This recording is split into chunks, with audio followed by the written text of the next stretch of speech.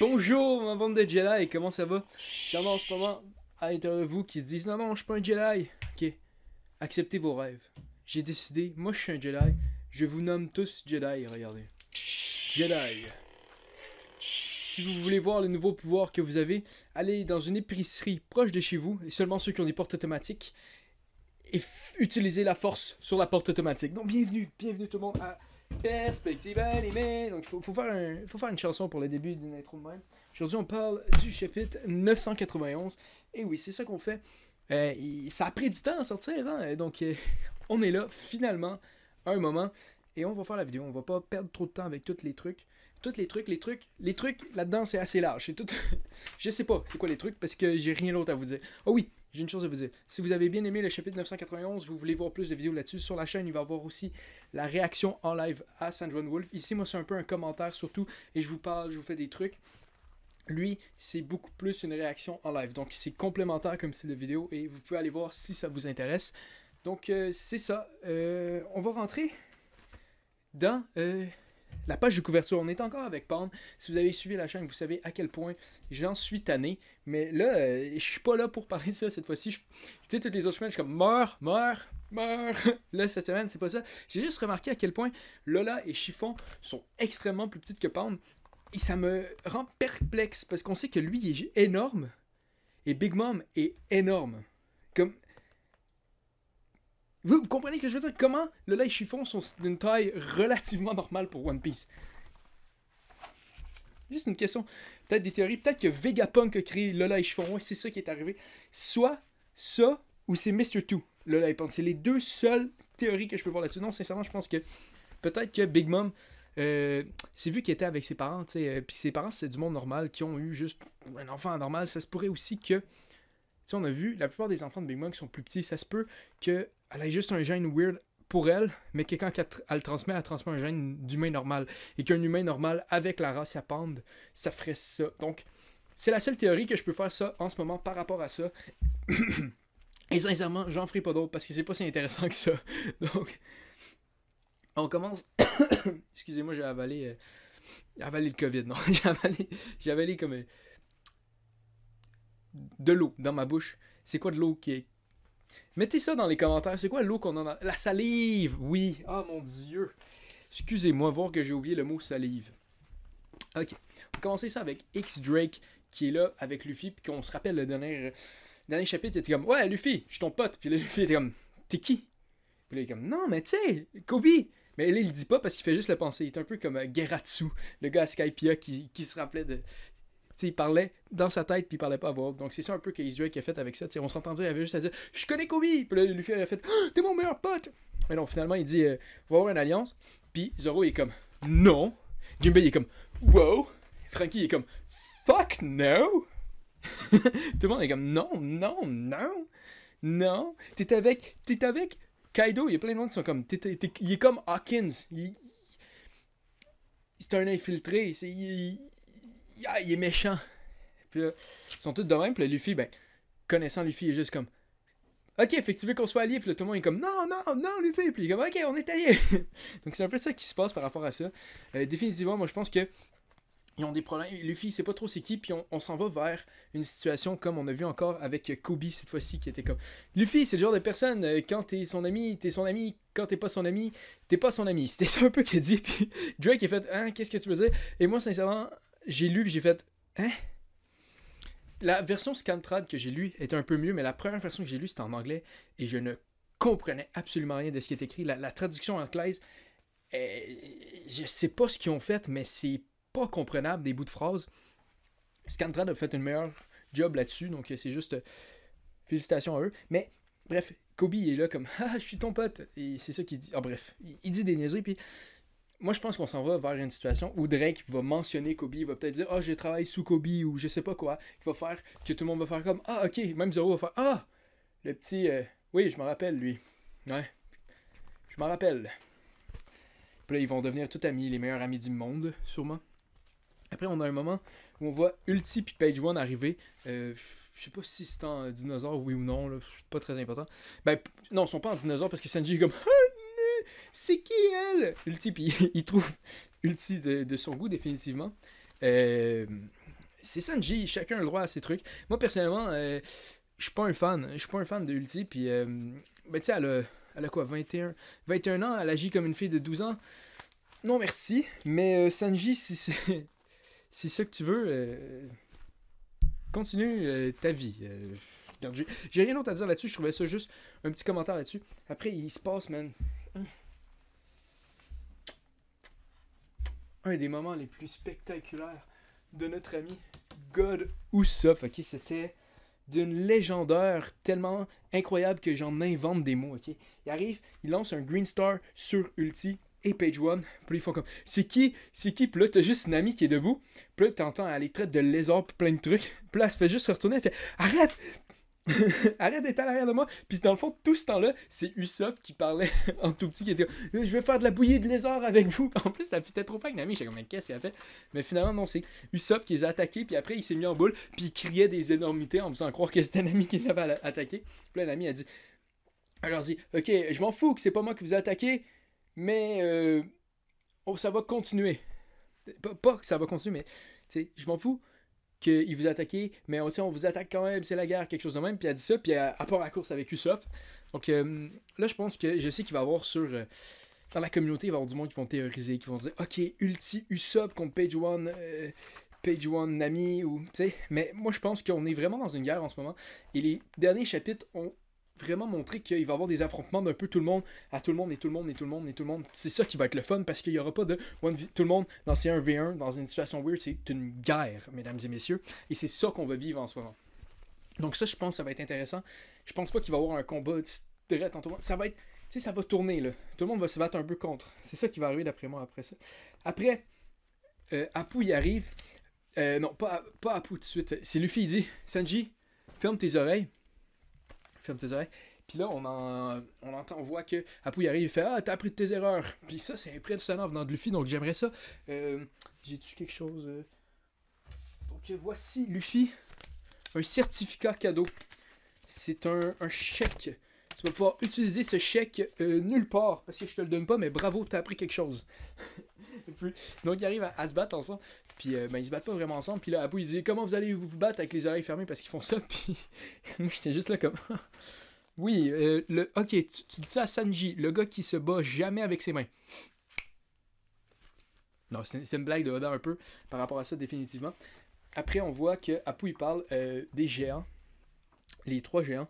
Il dit leur nom. Je m'en fous sincèrement de leur nom. Puis il fait ses trucs. Puis c'est là qu'on voit qu'il y a définitivement une relation un peu mieux, je pense, avec les géants que certaines personnes. Puis il dit que, bref, il y a le Hacha, je pense, le grand, celui qu'on avait vu qui avait une face de con, je pense que c'est le premier Numbers qu'on a vu. Puis il est là, puis il arrive, puis il dit, vous allez voir la force des géants antiques ou quelque chose de même. Puis ça, je trouve ça intéressant parce que là, on sait finalement, on savait que c'était des expérimentations, probablement de Vegapunk. Mais là, on sait que c'était pour recréer les géants antiques. Donc, probablement qu'il y avait peut-être un lien avec Horse Junior à quelque part là-dedans.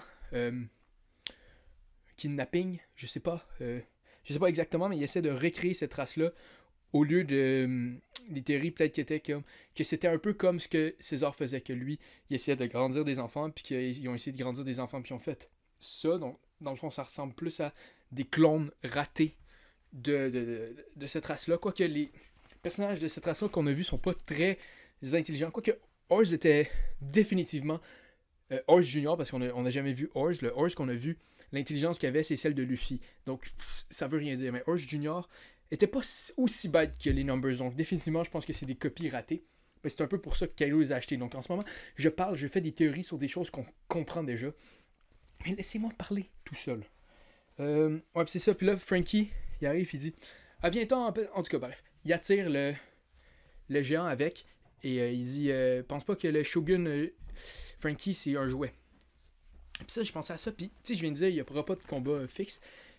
Mais, si on regarde les strats, ça ferait du sens que Frankie s'attaque aux Numbers avec son Shogun, vu qu'il est super gros, il y a beaucoup de poids et surtout qu'il utilise un très bon métal. Je pense que c'est le métal de Wapol.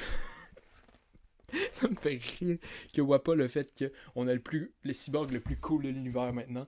Puis c'est genre le personnage le plus dégueulasse de Drum.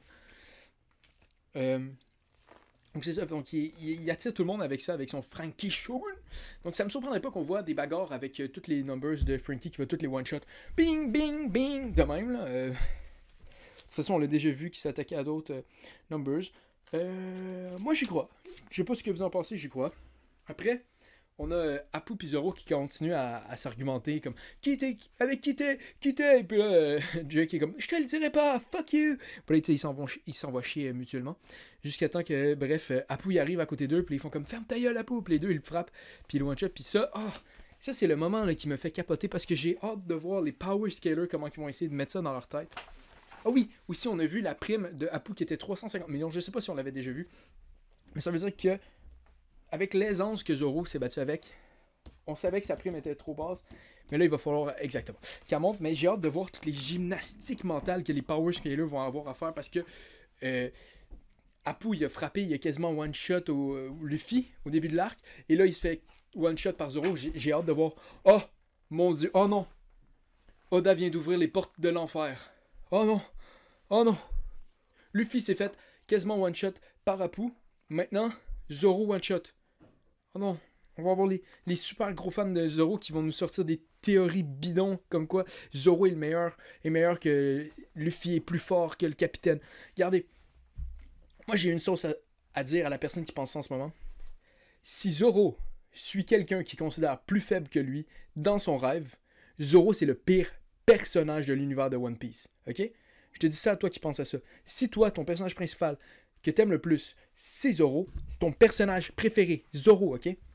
Et t'aimes que cette personne-là suivrait quelqu'un de plus faible que lui dans son rêve et sacrifierait son rêve pour ce rêve-là, tu aimes des personnages qui dans ta tête sont complètement débiles. Non, mais c'est vrai, ok? Zoro est pas plus fort que Luffy, ou sinon c'est juste un attardé s'il fait ça. Ben quoique, comme j'ai déjà théorisé, avec toutes ces commotions cérébrales, ça se peut. Si vous vous demandez c'est quoi, c'est dans la vidéo, je présente les strats avant la Grand Line. Donc je parle plus de ça, de ma théorie sur les commotions cérébrales. Plugs qui n'étaient pas prévus. Oh non, c'est pas vrai. Faut pas que je vous montre votre liste. Sur ma liste, il y a juste des plugs de vidéos que je suis supposé faire. Le reste, j'invente. Donc ça, il y a ça. Après, on voit Queen avec un gros gun qui tire Zoro et X-Drake pour les tuer. Puis ça j'ai fait comme, ok, ça fait plus de sens. Parce que Queen, on l'avait vu avec, je pense, des petits couteaux, mais on va se le dire. Queen, c'est un gars de fusil, puis ça paraissait depuis toujours. Donc là, je suis juste content de le voir avec une arme qui a l'air de plus fitter à lui. Il a l'air un peu dangereux. Il veut toujours tuer X-Drake. En même temps, si tu as quelqu'un qui infiltre ton crew, t'es un crew de... Peu importe, c'est quoi ton équipage, c'est quelqu'un qui s'infiltre de même. C'est super pas le fun et tu veux sûrement les tuer. Donc, exactement, bien joué pour lui. Et après, X-Drake le regarde et dit « C'est balles. Ah oui, c'est ses balles. Et puis, j'ai aucune idée ce que ça veut dire par rapport à ça. Ça pourrait être juste des balles de Keroseki. Ah ouais, ça devrait... Ouais, je me disais, c'est une réaction bizarre face à tout ça, mais on sait que les balles de Keroseki sont quand même de granit marin. Je sais pas si c'est le titre en français. Sea Prism Stone. Je vais te dire toutes les langues que je pense pour que tout le monde comprenne ce que je veux dire. Mais je pense que... Ouais. Je me disais, c'est probablement d'autres types de balles, peut-être de Jack avec, je sais pas, des poisons dedans. Mais non, je pense que c'est juste du Keroseki parce qu'on sait que c'était... La dernière fois qu'on en a vu, ou quand on en a vu, je pense que c'était quelque chose de très rare. Et là, on voit Queen avec un gun rempli, un machine gun de balles de Keroseki. Donc, sincèrement, parce qu'on sait que ça prend beaucoup de talent faire ces balles-là dans l'univers de One Piece. Donc, définitivement, si tu vois quelqu'un avec un gun qui t'en lance genre 20 000 dessus, tu fais comme oh shit, si tu utilises ces balles-là. Donc, c'est. Ouais, non. Donc, définitivement, ça, je pense que ça fait plus de sens. Peut-être que ça peut être d'autres types de balles comme ça. Peut-être c'est des balles de tennis. Non, c'était vraiment horrible ce que je viens de dire. Bref, après, on voit. Là, ok, on rentre dans... On est à Onigashima, on est à Wano. Il y a tellement de choses qui se passent dans un chapitre. Et là, on commence à voir beaucoup de bagarres qui se font off-screen. Parce que définitivement que Oda n'a pas le temps de faire tout ce qu'il veut par rapport à ça. Il y a un pace au chapitre qui sont... Ça va vite, il se passe beaucoup de choses. Et c'est très intéressant. Moi, je pense qu'il est en maîtrise de ce qu'il fait. Et oui, on voit un combat qui est... On le voit pas, ce combat-là. On peut l'imaginer, mais moi, je pense que... Le combat de Neko et Inu face à Jack en Sous-Longue ne sera jamais autant bien dessiné en manga qui peut être cool dans notre tête. Fait que je pense que c'est le fun aussi de pouvoir juste se l'imaginer. Je pense que si ça vous dérange un peu, je comprends. Mais moi je suis quelqu'un qui aime ça imaginer des parties par rapport à ça. Donc moi, j'aime bien ça des fois, les off-screen, pour qu'on se demande comment ça s'est passé ou qu'on puisse le faire par nous-mêmes. Et après, je pense que ça donne aussi à l'animé, parce qu'on sait que l'animé suit le manga, ça donne des opportunités de prendre plus de temps pour laisser le manga rester en haut sans faire des fillers. Donc dans le fond, au lieu, je pense que ça fait que Oda il met des opportunités de même dans les chapitres récemment pour que l'anime puisse remplir du temps sans avoir à inventer des histoires complètement dégueulasses. Donc ça c'est quand même le fun parce que probablement qu'il va y avoir, je sais pas, 2-3 épisodes sur juste ce combat-là, ça ferait du sens. Sincèrement, ça ferait du sens. Donc on voit Jack s'est fait péter, il y a des griffes ici, il est en train de mourir et Kylo arrive, fait comme je connais pas son rire, ok? Mais il dit, je vais pas vous laisser tuer un de mes caporals. C'est pas le nom caporal, mais maintenant, tout le monde de l'équipage de Kaido sont des caporals. C'est juste comme ça que la vie marche. Il dit, je vous laisserai pas le tuer. Puis là, Inu puis Neko sont comme, tu vas nous laisser le tuer? Non, ils font pas ça de même, mais comme ça que je les imagine, on les voit en sous-langue majestique, un majestique chat, avec un chien aussi magnifique. Oh mon Dieu, le seul chien le plus magnifique que Inu à ce moment-là, c'est mon petit chien qui est là en ce moment. Donc il y a ça, ils se battent, et après, on voit que Kaido se fâche, puis il veut lancer des flammes sur tout le monde. Et puis, on voit Kinemon, il fait oh! C'est le plus grand stratège de l'univers, là, Kinemon. Fait qu'il coupe le feu en deux. Puis j'avais oublié que Kinemon pouvait faire ça parce que tout ce temps-là, je me disais Kinemon va être inutile contre Kaido. Ce gars-là a pas de la forme, mais je suis juste con. Kinemon, il coupe le feu. C'est genre la personne la plus utile face à un dragon. Mettons que tu affrontes un dragon, puis tu me dis je veux pas Kinemon dans mon équipe. Je te dis hey, toi, t'as plus le droit de faire des équipes. C'est con ce que tu dis. Donc il y a ça, puis il y a toutes les fourreaux rouges qui sont comme on va tuer Kaido. Finalement, ils commencent à se battre. On voit que tous les Minx ont l'air défoncés. Tous les hommes de Kaido, je pense aussi. Je pense qu'il reste juste les fourreaux rouges et Kaido sur le toit. Et je pense que ça va être intéressant comme combat. En même temps, c'est One Piece. C'est Wano en ce moment. Dans 2 chapitres, on va juste être arrivé et tous les fourreaux rouges vont être par terre. Kaido va être debout. Donc, c'était ça pour ce chapitre-là.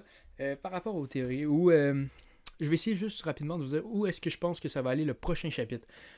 C'est n'importe quoi ce que je vais dire, mais juste rapidement.